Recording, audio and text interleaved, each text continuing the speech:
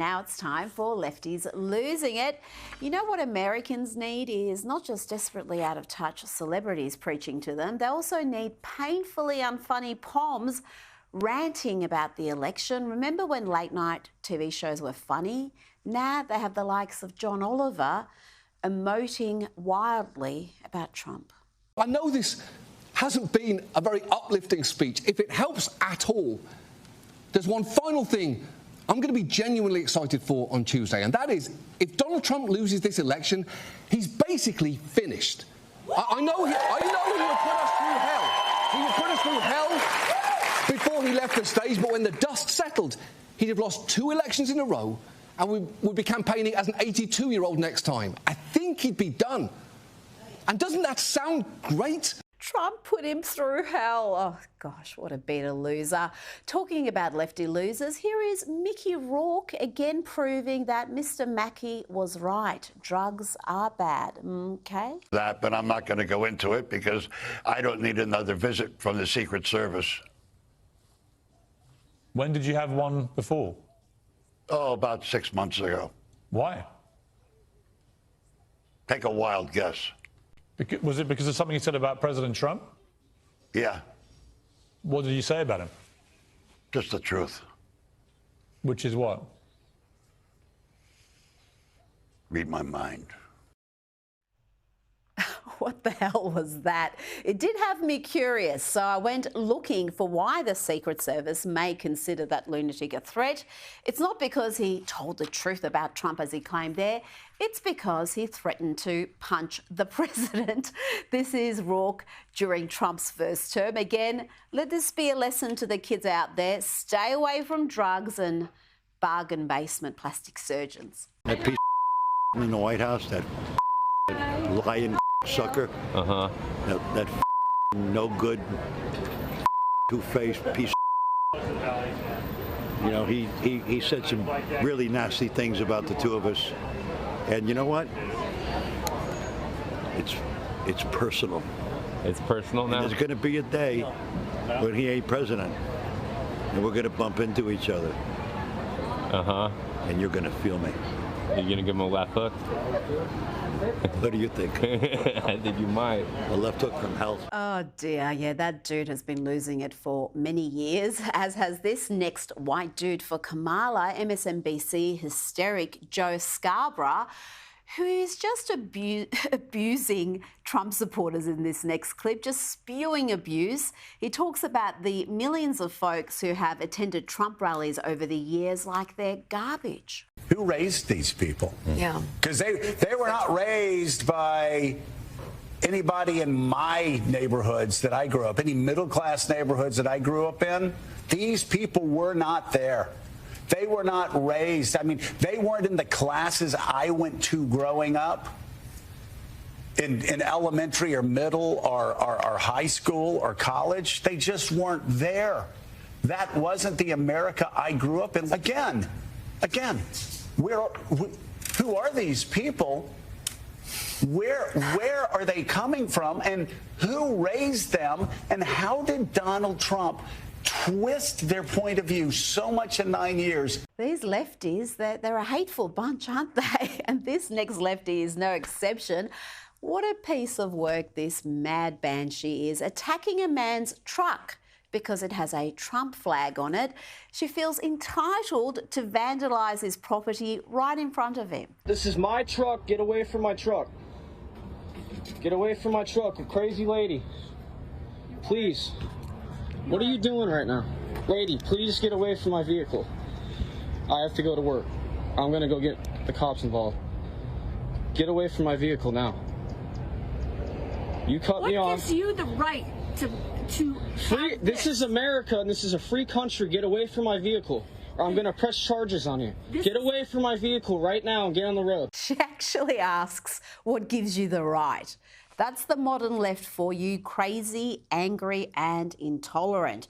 Here is another charming lefty showing us again that the Democrats and the left in general are all about love, tolerance and inclusion, unless you don't share their deranged worldview, in which case they behave like literal fascists while calling you a fascist. I'm great, How are you? I'm okay. I'm doing wonderful. Yeah, you doing good? Yes, sir. Thank you very much. You live in this neighborhood? Doesn't matter. You shouldn't be in this neighborhood. Really? Yeah. Do you have jaundice or something? I shouldn't be in this neighborhood? Guess what, Nazi? Go home. All right. You, Nazi piece. All right. Go home. Stop shaking your hands. Go home. Step yeah, away. because I want to. Step you back. don't understand. Step back. After that nastiness, I think we could all do with a Trump-inspired music break. Back me up, go all in, by Joe Biden. I gotta win, save the country from sin. I won't never slack up, Kamala's a clown. So get out and vote, keep jump around. Jump around. Keep jump around. Jump around. Jumps up, Kamala's going down.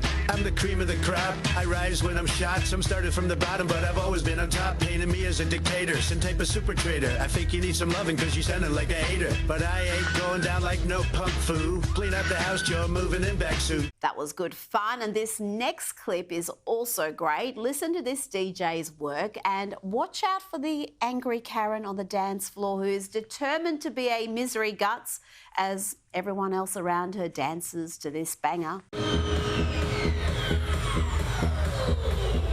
not come. Do not come. Do not come. I'm gonna come.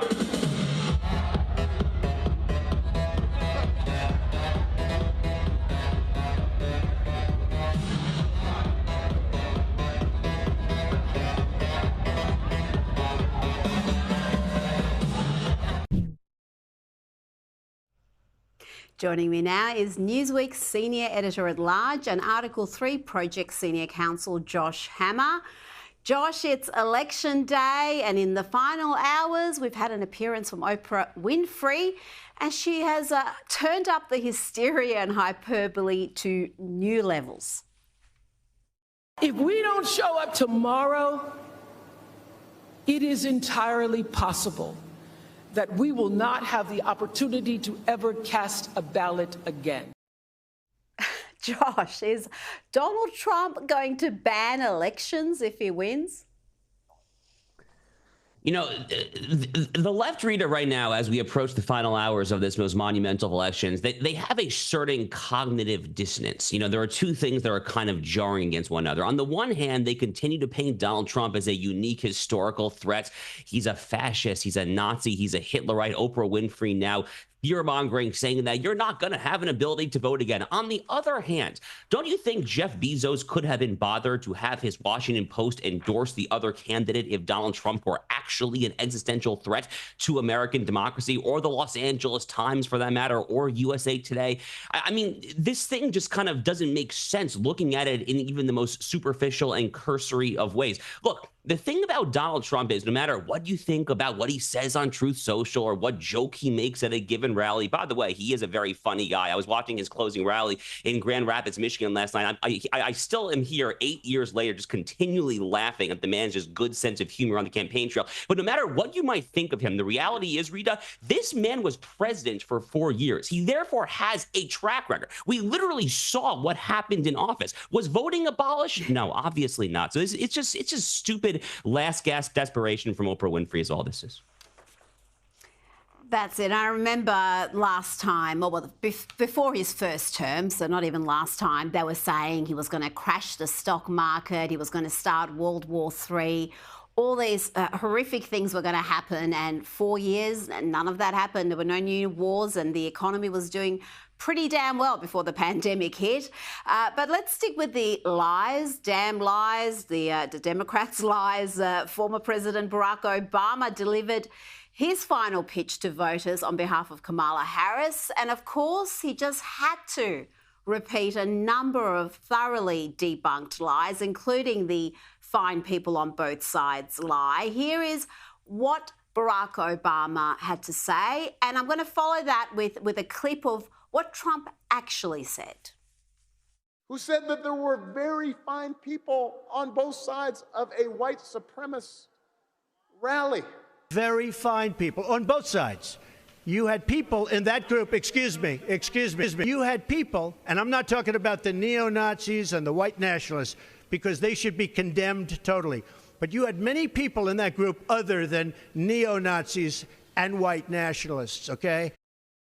He could not be clearer. He was very, very clear in saying he was not talking about the white nationalists and the Nazis, and yet that divisive, damaging lie has been repeated over and over again, not just by Barack Obama, Joe Biden, Kamala Harris. And it was only a few days ago Barack Obama was decrying how divided America was, how scared Americans were, and then he pulls that nonsense. So Donald Trump came out there quite literally within days, perhaps even within hours, back in August 2017. I remember it very well. I remember it like it was yesterday. He came out almost instantaneously to condemn what happened in Charlottesville.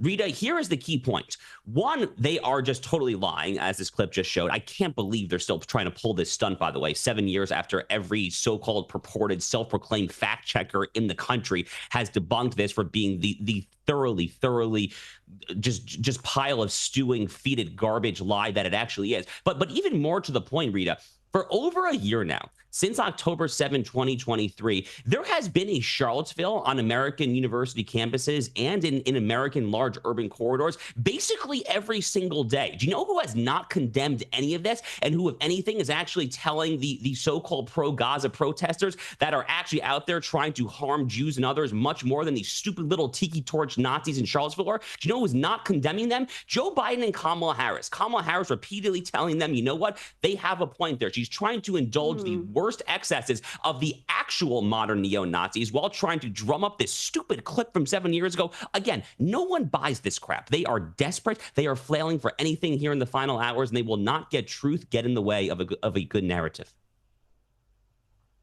Now, today, Joe Rogan, who is a hugely influential podcaster, his audience dwarfs everyone and everything else, he endorsed Trump. And this is a big deal, Josh, because he's not a traditional conservative figure. He used to back Bernie Sanders quite strongly, but he's been red-pilled like millions of other Americans in recent years. Do you think this is enough to get Trump over the line? The number of male voters who have been red-pilled, who've gone from Democrats to being independents or Republicans? Yeah, so two things here. One, so Joe Rogan does have an absolutely massive audience there. And the fact, I think, most interestingly, that he and Elon Musk, neither of whom is a traditional kind of Heritage Foundation, Washington, D.C. think tank sort of conservative, not someone who's been steeped in the intellectual conservative canon. The fact that these two guys are having this conversation and endorsing Trump, I think says a lot about what the Trump coalition is and what it is not. Fundamentally, I think what the Trump-Vance ticket represents and what the Trump coalition, the MAGA movement represents is fundamentally, Rita, a return to civilizational sanity and ultimately just normalcy. It is a rejection of some vogue, faddish notions that biological males can compete in women's sports, that we can just let in millions and millions of unvetted illegal aliens, terrorist sympathizers, and we're not going to feel any kind of cultural effect whatsoever. There's not going to be any effect on wages for lower income earners and anything like that. It fundamentally is just a common sense coalition. That really is the way that I envision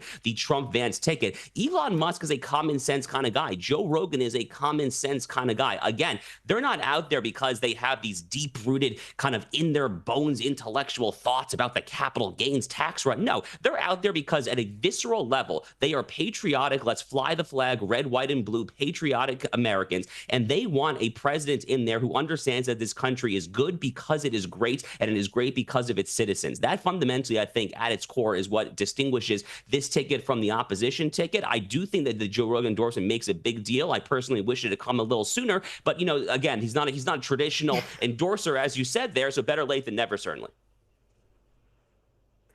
Well, he's got quite a coalition, Trump, here. Very diverse background, broad church of people. When you look at the likes of Tulsi Gabbard and Robert F. Kennedy Jr., Vivek Ramaswamy, Elon Musk, again, Elon Musk, a former Democrat donor.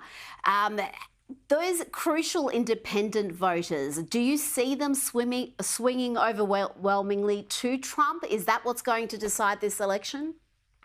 So I think that Donald Trump is going to win independent voters. I also think, to get back to what you were saying with the Joe Rogan effect, I think that he's going to absolutely dominate the male vote. So, you know, the media here in America has been talking a lot about the female vote and how Donald Trump has this horrific gender gap. And you had this stupid clip of Mark Cuban circulating saying that there's no powerful, respectable, intelligent women close to Donald Trump. That would be news to a lot of people. I saw Megyn Kelly having a lot of fun with that particular quip on the campaign trail in Pittsburgh, Pennsylvania last night. But, you know, what the media does not talk about is the fact that Kamala Harris and tampon Tim Walz are severely underwater when it comes to the male vote here. In fact, the metrics that I have seen show that Donald Trump is crushing it with the male vote even more so than the Harris-Walz ticket is crushing with the female vote. So if men come out and actually vote for Trump anywhere close to what the polling currently suggests, I think he's headed towards a resounding victory tonight. I really do.